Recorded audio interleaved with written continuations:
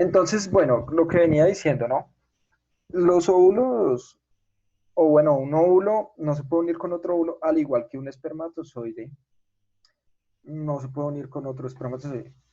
Si nosotros pensáramos por un momento en que eso pudiera darse así, en que un espermatozoide pudiera unirse con otro y un óvulo pudiera unirse con otro, ¿qué creen ustedes que pasaría con nosotros?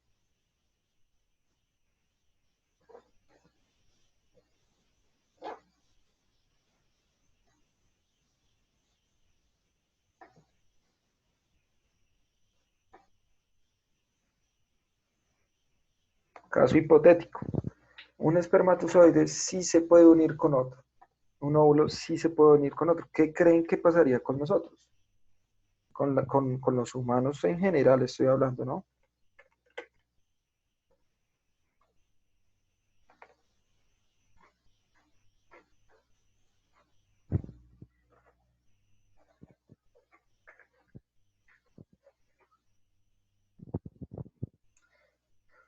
¿Tendríamos los mismos genes? No porque, eh, o sea, pongamos en el caso hipotético, recuerden que un espermatozoide tiene la mitad del material genético y otro espermatozoide tiene la mitad del material genético. Entonces, en el caso hipotético de que estos dos se pudieran unir, ¿qué pasaría con la raza humana? Además que son células sexuales, entonces digamos que básicamente podría decirse que igual tendríamos asegurada la variabilidad genética, ¿no?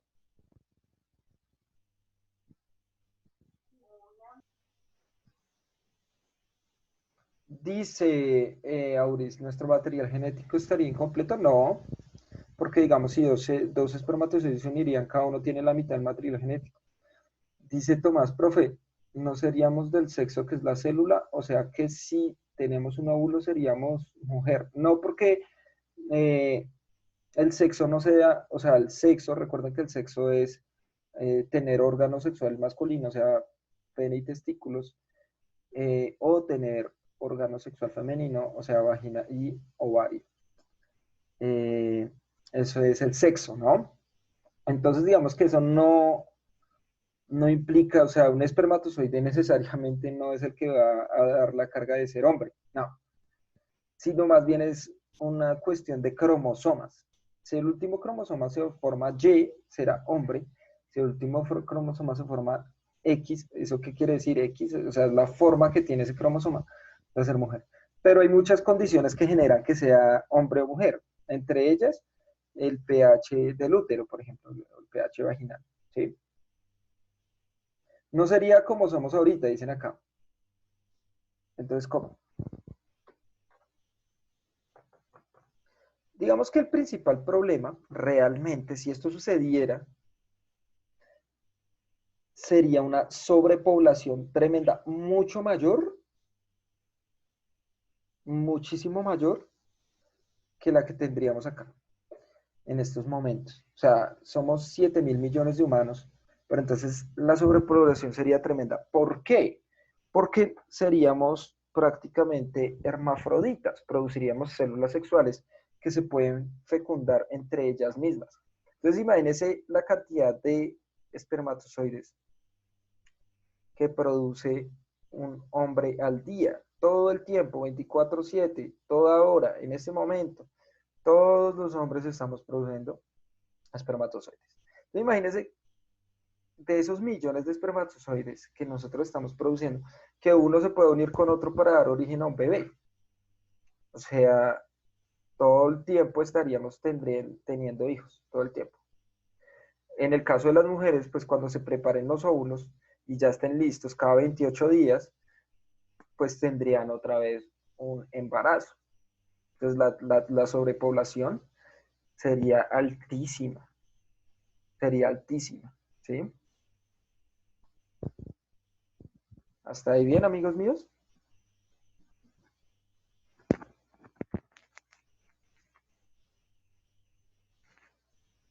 Listo, Auris.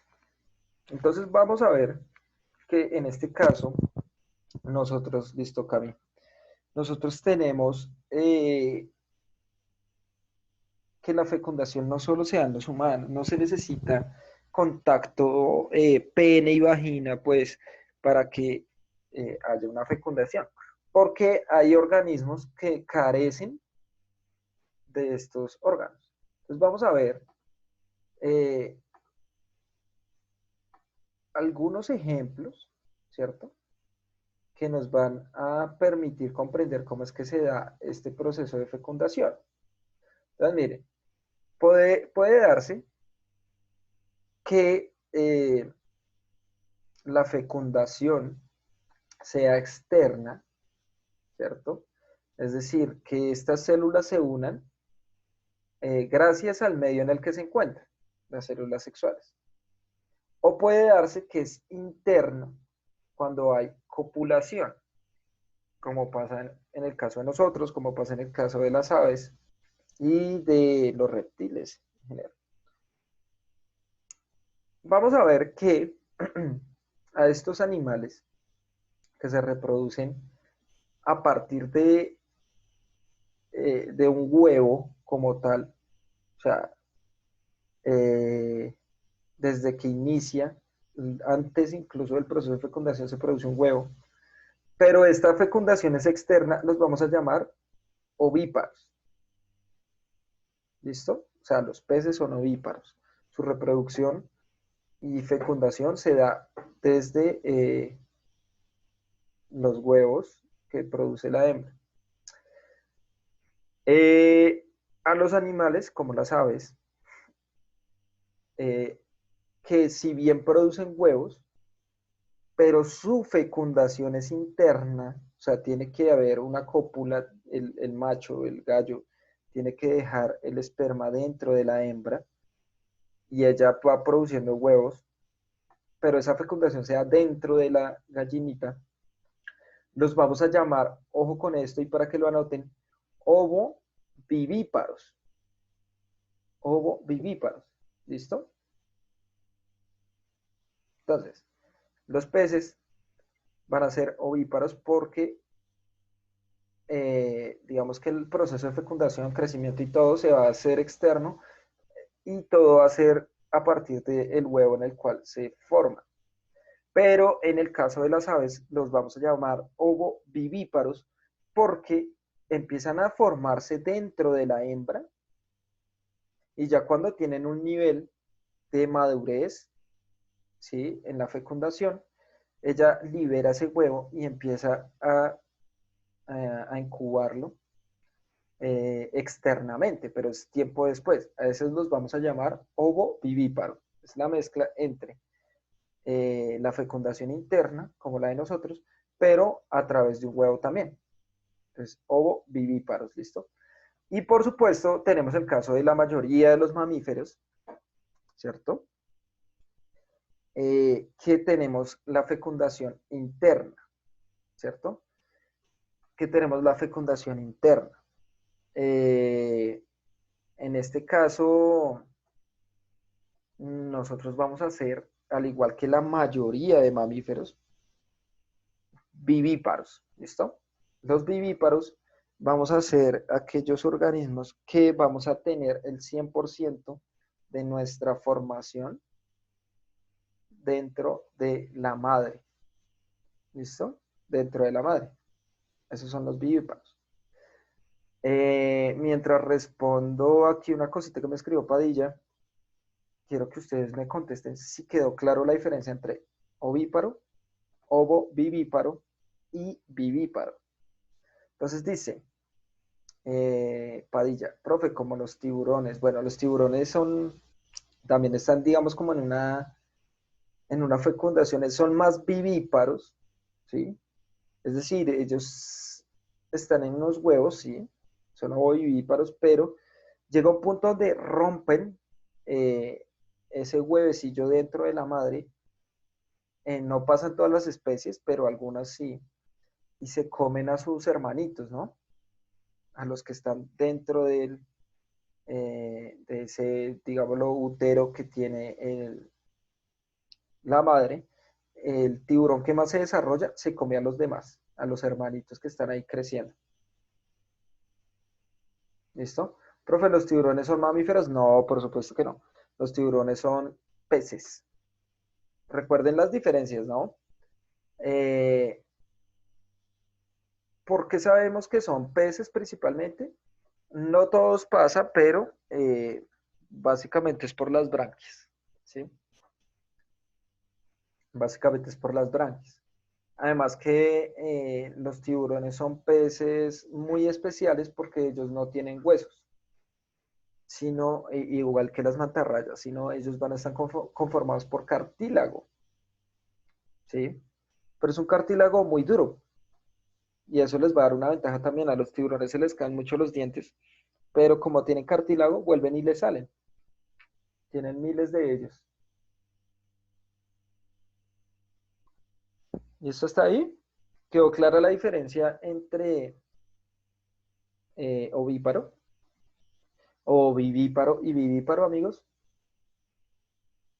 Bueno. Voy a leer esto en contexto. Miren acá lo que me dice Pai. Profe, ¿los tiburones son mamíferos? Bueno, ya respondimos no, porque es un pez. ¿Y qué pasa con la ballena azul? Que la ballena azul sí es un mamífero. Eh, Ahora, vamos a ver características, ¿cierto? Eh, Pongamos acá diferencias, tiburón, ballena, a ver qué nos sale.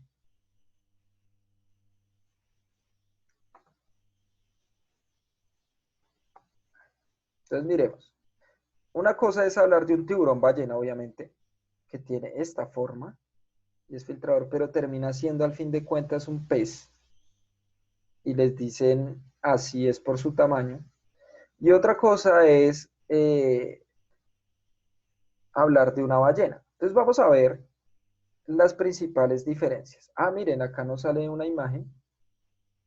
A ver, esperemos. Miren, acá tenemos la otra, la comparativa. Entonces, la ballena. La ballena es un mamífero, eh, principalmente, principalmente tiene un espiráculo. ¿Qué es un espiráculo? Dirán ustedes, es este hueco que tienen acá, donde botan agua. Es, ¿cómo decirlo? Es el similar a nuestra nariz. Es el huequito que permite que entre el oxígeno hasta los pulmones. Porque las ballenas, los delfines, ¿cierto? Y la mayoría de cetáceos, ¿sí? Ahí está la ballenita esta de Liberen a Willy, que se llaman orcas, también son mamíferos. Es decir, tienen respiración por pulmones. Entonces ellos necesitan este huequito para que cuando salgan botan el agua y al mismo tiempo ingresa oxígeno. ¿Listo? Ahora miremos el caso de un tiburón. En el tiburón como es un pez, va a ser diferente. Eh, a ver, esperen, borro acá. Este pez va a tener principalmente, ¿listo? Branquias. O sea, él no necesita salir. Cuando un tiburón sale, ¿sí? Cuando un tiburón sale, eh, no es para respirar, sino es para limpiar su cuerpo. El golpe con el agua le quita muchas bacterias y microorganismos que él tiene en el cuerpo. Pero entonces tiene branquias, ¿listo? Como los peces. Entonces me pregunta acá, bueno, profe, si el tiburón ballena es más pequeño que el tiburón blanco, ¿por qué no se llama tiburón ballena la especie más grande? Por la forma, por la forma. Mira que si tú miras eh, este tiburón ballena, pues va a ser muy parecido a la forma que puede llegar a tener una ballena de verdad. O sea, miren acá. O sea, solo la forma, ¿sí? Hay ballenas que también tienen estos punticos, etcétera, y por esa forma fue que le pusieron así. Además que es un pez, miremos, este tiburón ballena, es un pez filtrador. ¿Qué quiere decir filtrador? Es decir, abre su boca y lo que logra comer, lo procesa, al igual que hacen la mayoría de ballenas, ¿sí? Entonces digamos que por esas características en común le llamaron así, pero no quiere decir, ¿sí? No quiere decir que sea un mamífero ni mucho menos, ¿listo? Pero es más bien por la forma que le pusieron así tiburón ballena. Tienen unos comportamientos, los dos tienen, digamos, como un comportamiento parecido. ¿Listo? ¿Hasta ahí bien, amigos míos?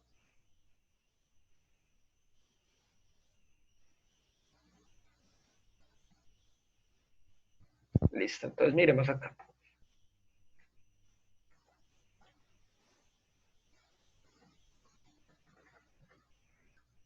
Listo. ¿El tiburón ballena se puede comer a un humano? Bueno, pues es difícil que lo procese. O sea, puede llegar a, por tamaño, puede llegar a absorberlo en cierta medida, pero no lo va a procesar nunca.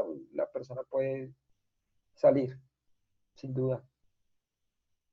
Profe, ¿y qué hace que le digan que es un tiburón? Bueno, las características de un tiburón van a ser muy claves. O sea,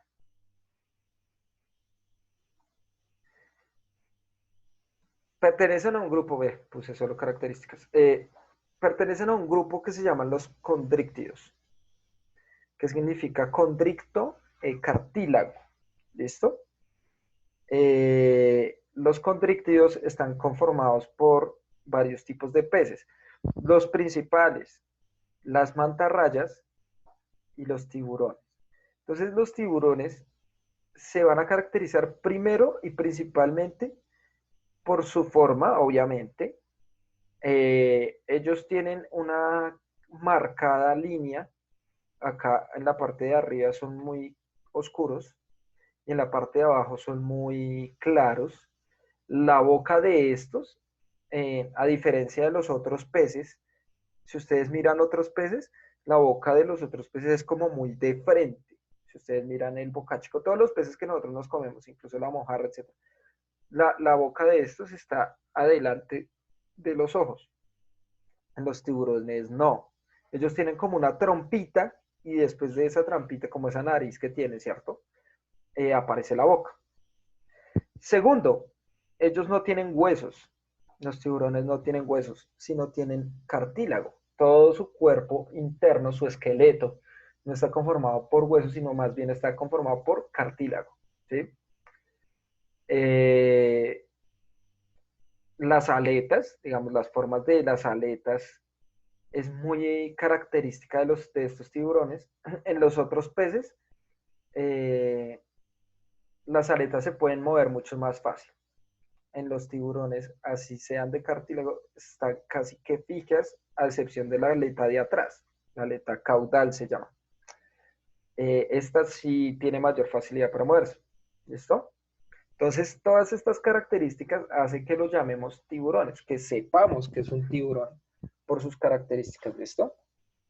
Entonces dice acá, profe, ¿tú crees que el megalodón puede seguir existiendo? ¿Y cómo eso afectaría al ecosistema? Bueno,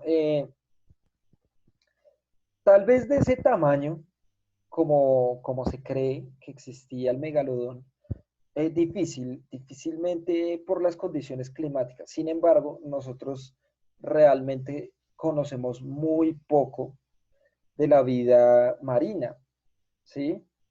Por ejemplo, hasta hace relativamente muy poco se conoció los calamares gigantes, ¿no? Eh, miren esto.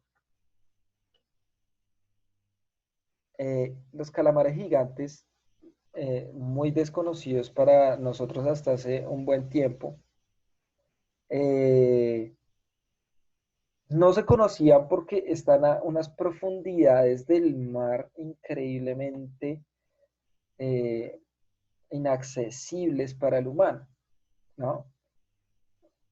Inaccesibles para el humano. Esto es falso, ¿no? Dice fake news. Mm, pero esta sí puede llegar a ser real. Entonces, eh, se han encontrado y hace un par de años se encontró un, un calamar gigante registrado encallado ahí en una playa. Y los que se han logrado, después de eso se empezó a mirar la vida dentro de los océanos, se han logrado registrar hasta calamares de 30 metros, ¿sí? Se han logrado llegar a registrar calamares hasta de 30 metros, o sea, son altísimos. Entonces, digamos que si el megalodón llegase a existir y no lo hemos visto hasta el momento, ¿no? Eh, vamos a ver que hay muchas especies, como el megalodón, por ejemplo, que probablemente puedan llegar a existir y muchas otras más que no podemos ver. Ahora, ¿cuál sería el problema? Que si está tan profundo, probablemente exista, pero nunca lo veamos, porque si llegase a subir, él está acostumbrado, al igual que todos los animales que están a las profundidades del océano, están acostumbrados a la presión que les genera el agua. Entonces, si ellos llegasen a cambiar esa presión del agua y subieran por alguna forma, de alguna manera, a la superficie, morirían por la descompensación en la presión que esto le puede generar en su cuerpo. ¿Sí? Profe, gracias a estudios en el fondo del mar, no visuales sino auditivos, se tiene el registro de un sonido llamado bloop, que puede decir que es un animal submarino no identificado. Muy bien. Va a ser importante porque dentro de el océano, pues va a ser muy limitada la cantidad de luz. Es decir, no vamos a tener la posibilidad de captar mucha luz. ¿Sí? Pero a partir de ondas de sonido que o sea, dentro del agua también se desplaza el sonido, pero obviamente no con la misma efectividad que lo hace en el aire, pero también lo hace. Eso lo podemos ver cuando nosotros estamos en una piscina y alguien grita dentro del agua, nosotros sumergimos la cabeza, alcanzamos a escucharlo, pero no con la misma efectividad que afuera. Y es por eso mismo. Entonces, digamos que esos sensores de sonido nos van a permitir también reconocer, porque el sonido va a permitir, eh, en cierta medida, transportar información para que nosotros podamos ver cómo es, se puede ver con el sonido, suena chistoso, pero sí, cómo es un ser vivo o un objeto siquiera. Eso es muy importante, ¿listo? Bien. Entonces, ya habiendo reconocido esas características de los peces, entonces vamos a ver algo muy importante.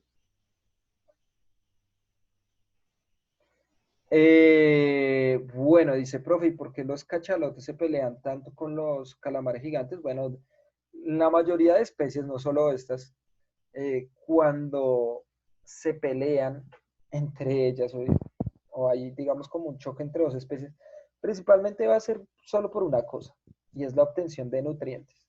Entonces debe haber un alimento que ponga en disputa un territorio entre estas dos especies, ¿no? Esta competencia, bueno, llamémosla entre nosotros acá competencia, pues va a generar que no solo estas especies que mencioné, sino la mayoría de especies que existen se disputen un territorio por alimento. O también puede ser por reproducción. Pero la principal es la primera, o sea, porque hay un alimento en común entre los dos, y ahí es donde se genera, digamos, como el choque de dos especies, ¿no? Entonces, miren, acá en pantalla estamos viendo la fecundación, cómo es que aparecen los peces. Los peces se reproducen de forma sexual.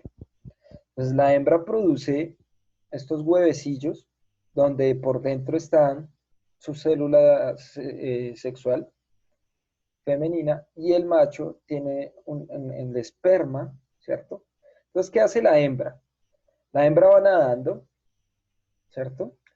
Y deja sus huevecillos allí, los cuales llegan al fondo del mar, ahí cuando están en el piso.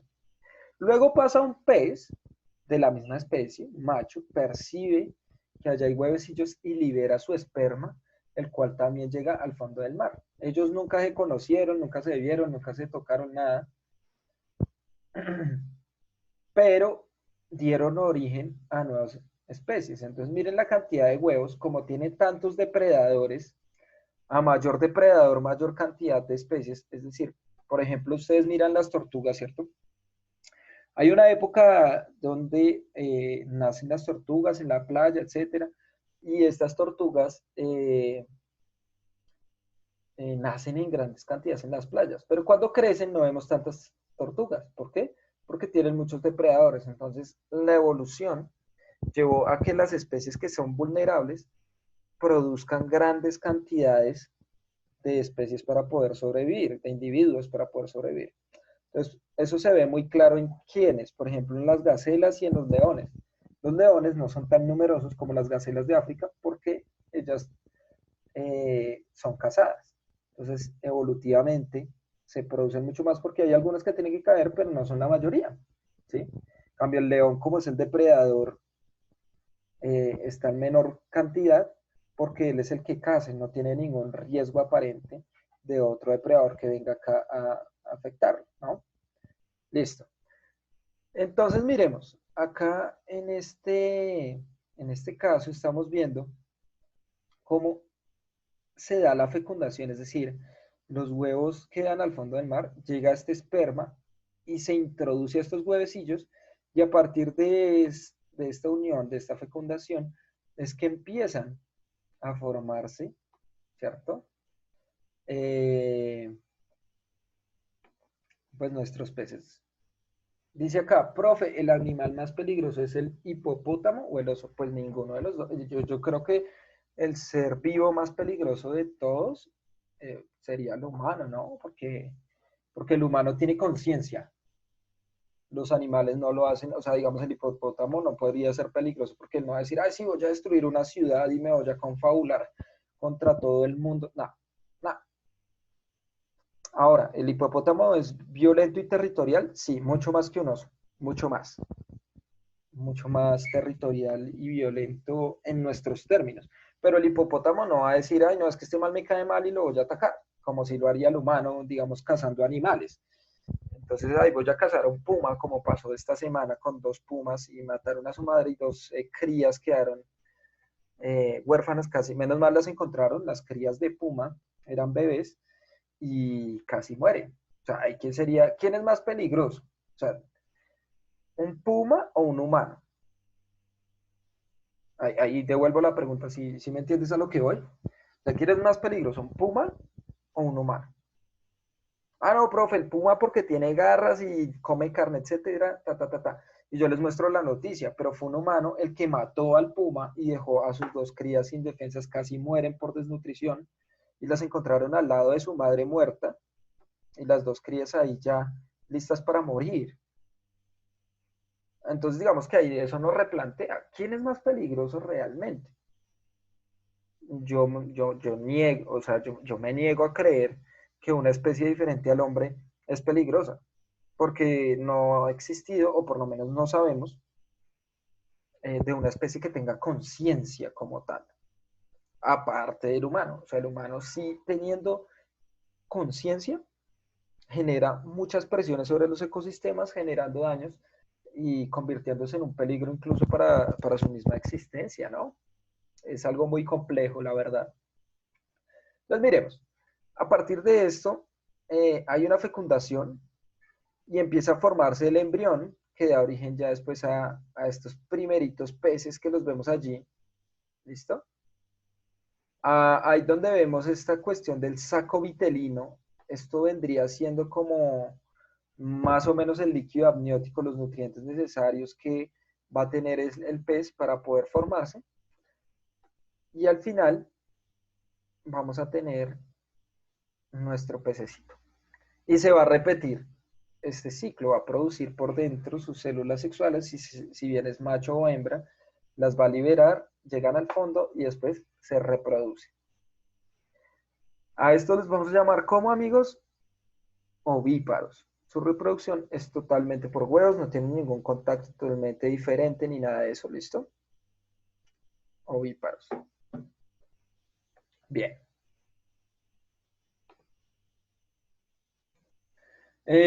Camila nos dice acá, profe, nosotros somos los animales más peligrosos del mundo, solo por la capacidad de pensar y razonar, aunque casi nunca es así.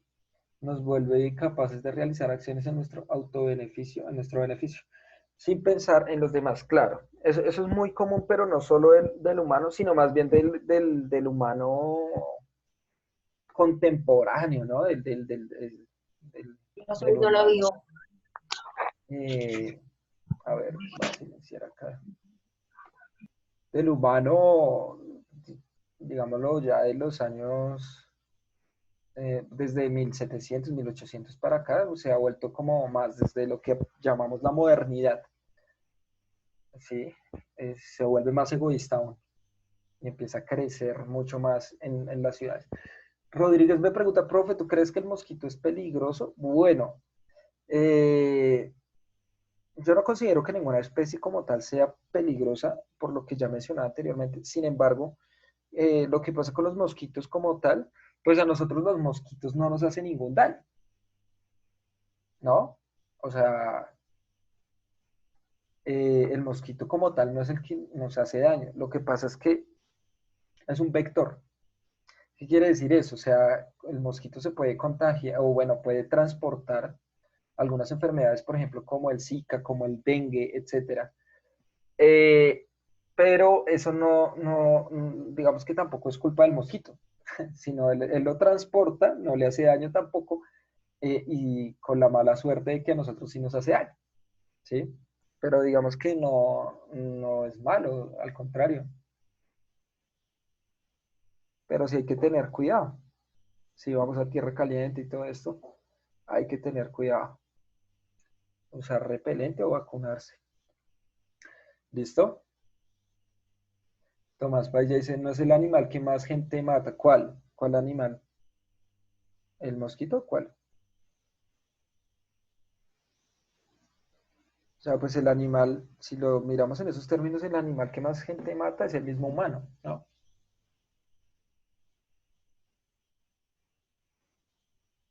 O sea, yo creo que el índice de muertes en Colombia, por lo menos, eh, es más por humanos que por otras causas, la verdad. O sea, bien sea un accidente de tránsito, bien sea por un robo, bien sea por algo así, pero siempre va a ser el humano, ¿listo? ¿Cuál es el animal que más mata aparte del ser humano? Uy, sería difícil promediarlo, mi amor, porque no es lo mismo decirlo, digamos, acá en Bogotá, que en zonas de tierra caliente donde hay serpientes, de pronto donde hay abejas, ¿sí? Es difícil. Bueno, otras partes del mundo también, ¿no?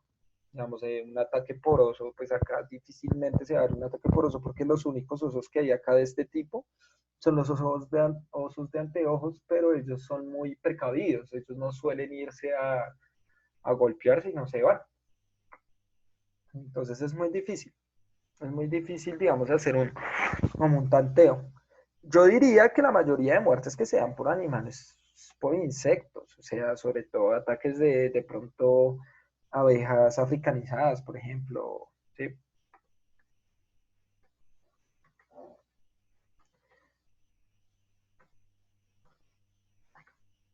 Listo. Ahora, nosotros vamos a tener otro grupo llamado los anfibios. Los anfibios están conformados, ¿cierto? Principalmente por las ranas. Entonces, quiero que miremos eh, cómo es que se da este proceso de reproducción. A ver si encontramos una donde nos indiquen no solo el proceso. Bueno, miremos esto. Los anfibios van a ser unos seres muy especiales porque van a depender, van a necesitar sí o sí del agua para reproducirse, ¿sí? Pero, y para vivir, ¿no? No solo para reproducirse, para vivir. Dependen del agua, pero también tienen una fase terrestre, o sea, pueden salir, pero dependen también mucho del agua. Eh,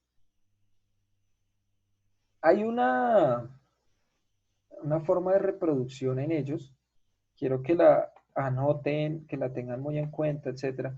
Y es esto, cuando una ranita se pone encima de otra, ¿cierto? Entonces el macho se pone encima de la hembra libera los óvulos y el macho enseguida pone los espermatozoides, miren, también son ovíparos, pero ellos sí tienen contacto, pero todo se da afuera, miren que es externo. Ella bota los óvulos y enseguida el macho pone los espermatozoides, los riega encima y la fecundación se da muy parecida a los peces.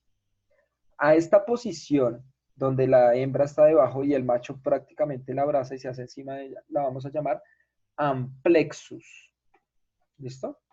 Se los voy a escribir en el chat. Amplexus. Así se llama, ese abracito. Y ya para terminar, chicos, porque queda un minuto para no volvernos a conectar, entonces voy a cerrar con esto de pronto el día viernes sigo con un poquito de la aclaración antes de la clase de la profe Angélica. Y es que estas especies pasan por un proceso que se llama metamorfosis, que es muy común en los insectos, pero este mamífero, este vertebrado, sí lo hace hasta convertirse en esta rana. Entonces, mire que pasa como por unas fases parecidas a los peces, pero al final se vuelve una anfibio. Tiene una transformación, una metamorfosis. Eso es muy raro en los vertebrados.